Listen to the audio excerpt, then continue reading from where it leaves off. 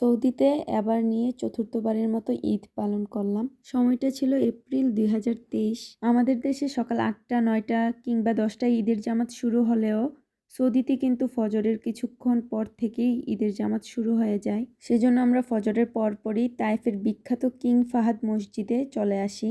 এত বিশাল বড় মসজিদ হওয়া সত্ত্বেও এত মানুষ ছিল যে জায়গা হয়নি মসজিদে। শেষ পর্যন্ত মসজিদের বাহিরে, মসজিদের আশেপাশে রাস্তাঘাটে এবং এই পার্কটাতে পর্যন্ত মানুষ জায়নামাজ বিছিয়ে ঈদের সালাত আদায় করে।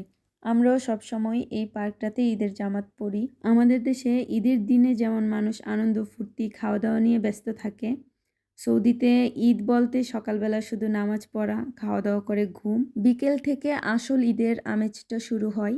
বিকেল থেকে শুরু করে সারা রাত অবধি। এই পার্কটা তাইফ সিটি পার্ক হলেও আশেপাশে সবাই থেকে শুরু করে আমরা আব্বাসিয়া পার্কই বলি। এই পার্কটা এক এক বছর এক একটা থিমে ডেকোরেশন করা হয়। সো আমরা নামাজ শেষে বাসার দিকে যাচ্ছি। বাসায় গিয়ে খাওয়া দাওয়া করে দেশে কথা বলবো, কথা বলে ঘুমিয়ে যাব। ঈদের দিন রাতে আমরা আলহাদার এই মেলাটাতে আসি। এখানে একটা জমজমাট একটা পরিবেশ ছিল।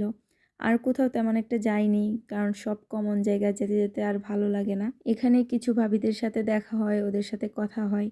এটা হচ্ছে পরের দিন সকালবেলা আমরা ইন্ডিয়ান রেস্টুরেন্টে যাচ্ছি দোসা খেতে। এইখানকার এই দোসাটা আমার কি যে পছন্দের। আমার সপ্তাহে অন্তত ২ দিন হলেও এখানে এসে খেতে হয়। আর এখানকার যে চানা ডালটা আছে না, সেটা এতটা টেস্টি হয়। এটা দিয়ে দোসা খেতে যে কতটা মজা লাগে, এটা খাওয়ার জন্যই বারবার আসি। সেদিন রাতে আমরা আবার আসি তায়েফ রুদ্দাফ পার্কে। সাথে আমার ফ্রেন্ডও ছিল।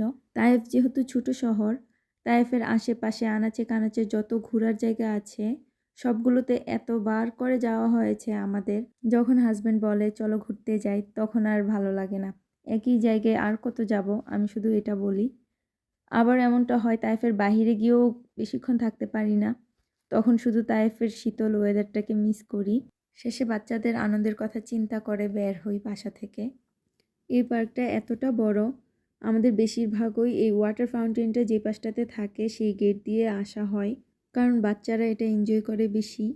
এক পর্যায়ে আমরা ২ বান্ধবী বাচ্চাদেরকে বাচ্চাদের বাবার কাছে বুঝিয়ে দিয়ে একপাশে তাড়াতাড়ি করে সরে আসি, যাতে নিজেদের মতো ভিডিও টিডিও করতে পারি। আমরা আমাদের মাথার উপরে ২ খাম্বা পরা নিয়ে হাসাহাসি করছিলাম। এখানে পার্কের ভিতরে, পার্কের বাহিরে ছোট ছোট বাচ্চারা এরকম ফুলের মালা নিয়ে বিক্রি করে।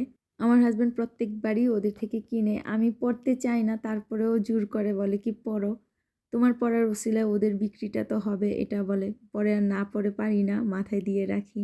আমরা ঘোরাঘুরি করে বাহিরে খাওয়া দাওয়া করে বাসায় চলে আসি। বাসায় এসে আমি হালিম রান্না করি। এই ছিল আমার ঈদের ব্লগ।